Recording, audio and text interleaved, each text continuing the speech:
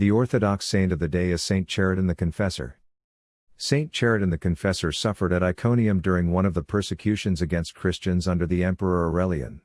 The grace-bearing example of the holy proto-martyr Thecla, September 24, encouraged him in his confessor's deed.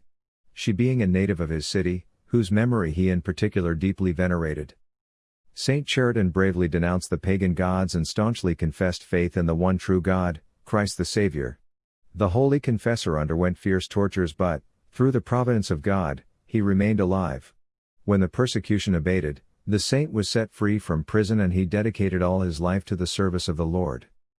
Journeying to Jerusalem on pilgrimage to the holy places, he fell into the hands of robbers.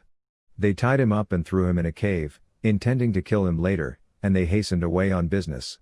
The saint prayed fervently in expectation of death. He gave thanks to God and entreated him to do with him according to his will. At this time a snake crawled into the cave and began to drink wine from a vessel setting there, poisoning it with its deadly venom.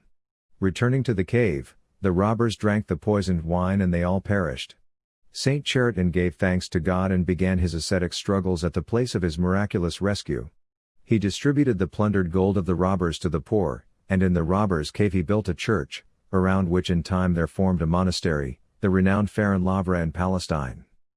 Saint Chariton compiled a strict rule for his monastery.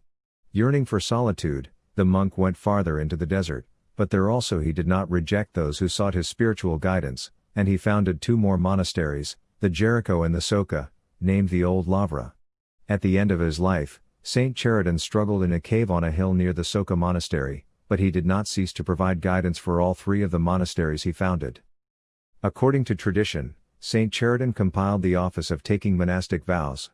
Saint Chariton the Confessor died in extreme old age and was buried, in accord with his last wishes, in the Farin monastery in the church, built on the site of the robbers' cave. The Orthodox saint of the day is a feature of livingorthodox.com.